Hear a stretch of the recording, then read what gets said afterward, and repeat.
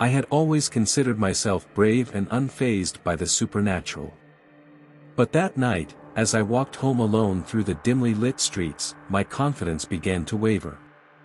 It was past midnight, and an eerie stillness hung in the air. The flickering streetlights cast long, distorted shadows that danced along the pavement, creating an unsettling atmosphere. I tightened my grip on my bag, trying to dismiss the unease that gnawed at the pit of my stomach. "It's just my imagination," I whispered to myself, attempting to rationalize the growing sense of dread. But then, I heard it, a faint whisper carried on a chilling breeze that seemed to emanate from the darkness surrounding me. At first, the words were indiscernible, mere echoes that tickled the edge of my consciousness. I quickened my pace, hoping to drown out the unnerving sound.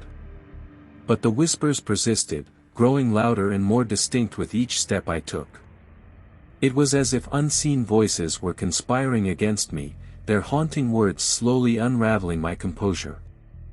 As I walked, the shadows on the walls seemed to contort, resembling grotesque faces that leered at me with malicious intent. Fear crept through my veins, and a cold sweat coated my trembling palms. I cast nervous glances over my shoulder, half expecting to see someone or something lurking just out of sight. But there was nothing, only the empty streets stretching into the darkness. The whispers, however, continued to fill the air, their tones shifting from faint murmurs to sinister hisses. They spoke of forgotten secrets and hidden sins, taunting me with the knowledge that only the darkness seemed to possess. Unable to bear the torment any longer, I broke into a sprint. My heart pounded in my chest, and my ragged breaths filled the silence. The world around me blurred as panic consumed my senses. The whispers grew louder, mocking my futile attempt to escape their grasp. Finally, my house appeared in the distance, a sanctuary of light in the midst of the encroaching darkness. With a burst of desperate energy, I sprinted towards it, the whispers fading behind me but never completely disappearing. Even as I stumbled through the front door, locking it tightly behind me, I could still hear their haunting echoes resonating in my mind. I collapsed onto the floor, my body trembling with exhaustion and terror. The experience shattered my belief in the rational and exposed me to a world beyond my comprehension. From that night on, I became a different person, forever haunted by the memory of the whispering shadows and the chilling realization that some terrors cannot be easily dismissed or forgotten. It was a moonless night, and a shroud of darkness enveloped the dense forest as I trudged along the narrow, winding path. The only source of light came from my feeble flashlight, casting eerie shadows that danced among the trees. My footsteps echoed through the silence, reminding me of my solitude. Little did I know that I was not alone. As I continued my journey, a growing unease settled within me. A prickling sensation on the back of my neck sent shivers down my spine as if invisible eyes were watching my every move. I glanced over my shoulder, but the forest remained ominously still, its secrets hidden among the twisted branches and fallen leaves. Yet, a nagging instinct urged me to quicken my pace. I tried to shake off the foreboding feeling, blaming it on an overactive imagination. But then, in the distant darkness, I caught a glimpse of movement, an elusive figure darting behind the trees. Fear knotted in my stomach, but curiosity got the better of me. I cautiously veered off the path, my heart pounding in my chest. The damp ground and tangled undergrowth made each step treacherous.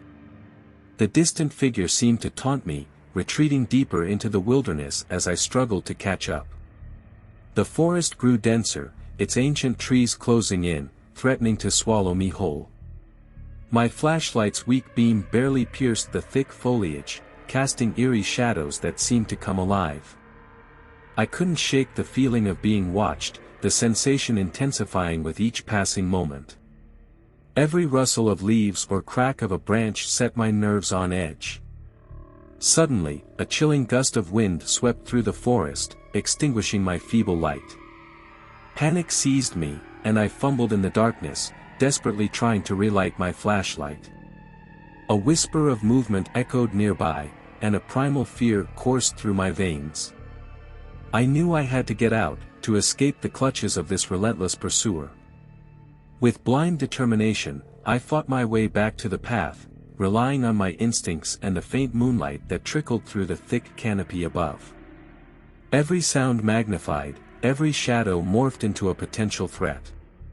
The forest seemed alive with unseen eyes and malicious intent. Finally, the path emerged before me, a small glimmer of hope in the abyss.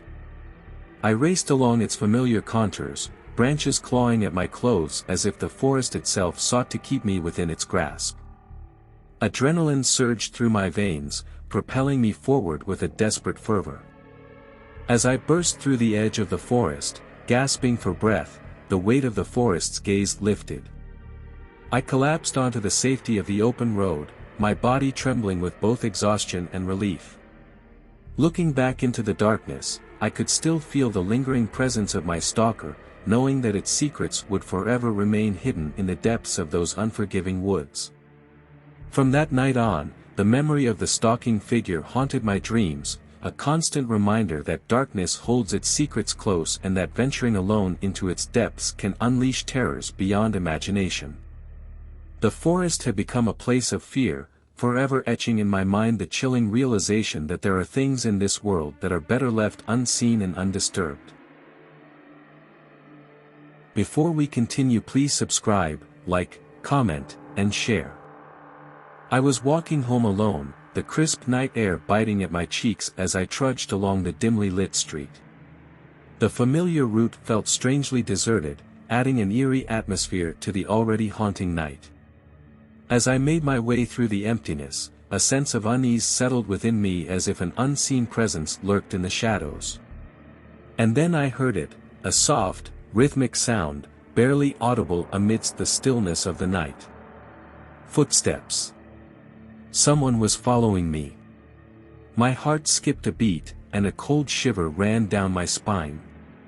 I picked up my pace, hoping to distance myself from my unseen pursuer, but the footsteps matched my every stride, growing louder and closer with each passing moment. Fear clenched my chest, and a chilling realization sank in: the footsteps were too close, too precise, to be a mere coincidence. I summoned the courage to glance over my shoulder, my eyes scanning the dimly lit street. To my horror, I found nothing. No one. The footsteps continued, their echoing presence taunting me. Doubt crept into my mind. Was it my imagination playing tricks on me? Was I going mad? I couldn't shake the feeling that I was being watched, followed by an entity beyond my understanding. I quickened my pace, desperation fueling my every step. Beads of sweat formed on my brow, mingling with the icy fear that gripped me. With each passing moment, the footsteps grew louder, as if they were right beside me, their sound reverberating in my ears. Unable to bear the suspense any longer, I turned abruptly, determined to confront my pursuer. But as I spun around, my heart sank. There was no one there.